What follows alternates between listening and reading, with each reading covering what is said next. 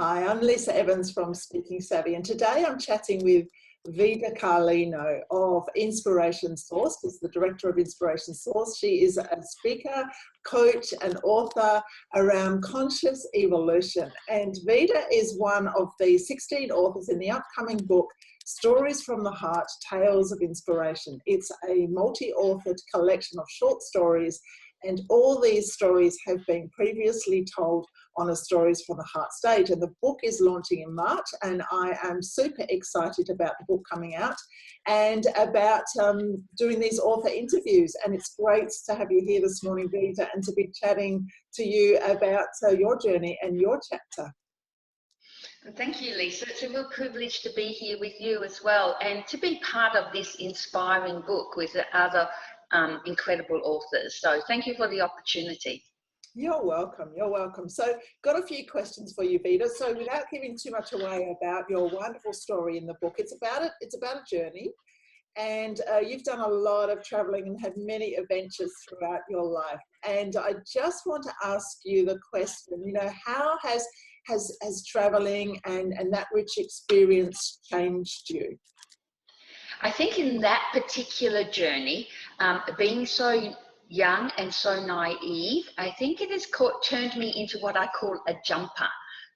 When I look back on that story and I see how courageous I was, and a lot of that courage came from being naive, and that has taught me to have a lot of trust and just jump into things. So that journey's turned me into a jumper. When I get an idea or something, instead of before the fear fits in, I just jump into it. That's a great way to be. I love that expression, the jumper. It's true. Like, I remember doing stuff as a younger person that I wouldn't dream of doing now. And I know things change a lot when you become a parent. You become so much more aware of your own mortality and the responsibilities that you have. But sometimes it's great to just be more childlike and to, get rid of those doubts and fears that we have and just do it and then have fun from that. So yeah, it's a good way to be. Thank you. Yeah, I agree. I mean, when we jump into something, if it doesn't work, then you just can jump into something else. But that fear and stress of trying to work out the right thing sometimes can just be debilitating, actually. It can. Yeah, jumping forwards Yeah. is the way to go. So your story is also partly about a plan, the journey that you did have planned. Tell us why it's important to have a plan and what makes a good plan. Well, I think a good plan is, the normal things. It needs to be clear and specific and accountable. But I also think a plan is a living document. It needs to be lived. And so it has to have some flexibility in it so that it can change and maneuver as you go through the plan. They're not always set in concrete. So I think, saying I've heard many years ago, which I think is fabulous, just date your plan, don't marry it, don't get too set on it, because the plan can change and you don't want to miss out on those opportunities that could actually improve the plan that you've already got. That's really good advice, because sometimes if you've got a rigid plan and you can't quite achieve some of those goals, then you feel as though you haven't met your own expectations, which can be negative in some way. So with planning, do you recommend a visual approach, or how do you do your planning? I think that everybody is quite different. I'm quite visual in the fact that, I love to have all these post-its, and every time I have a thought, I put it up somewhere and I collect all these things, and then eventually it forms into, okay, my destination. Where do I want to end up? And that's what I think is the first thing in the plan. You have a plan for a reason. Where do I want to end up? And then I work backwards to say, okay, what are the steps to get there?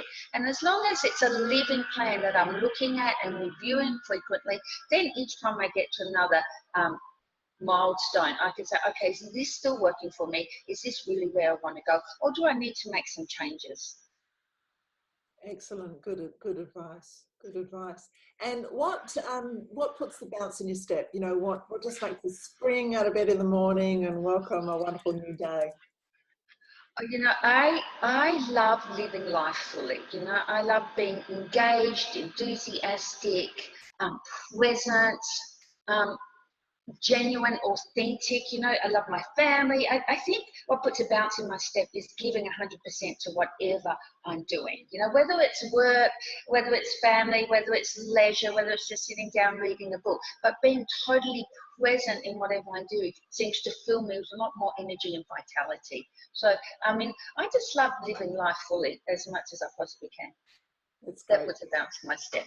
And you've always got a bounce in your step whenever I see you. And when you have that kind of positive energy and you do show up, you're 100% being present and in the moment, then that rubs off on other people and it creates a beautiful space. So that's good. And I'm really delighted that you are one of the authors. And before we finish up, can you tell us where we can find out more about you? Well, you could go to my website. It's inspirationsource.com.au, or you can look me up on Facebook or LinkedIn under my name, Vida Carlino, or the Business Inspiration Source. Fabulous. Thank you so much for speaking with me today. The book is launching on the 25th of March. There is a pre-launch special for $20. I will send a book to you in the post wherever you are for no extra. And $2 from every book during pre-launch will go to Heart Kids WA. Thank you so much, Vida, for being with me this morning. Lisa. Thank you.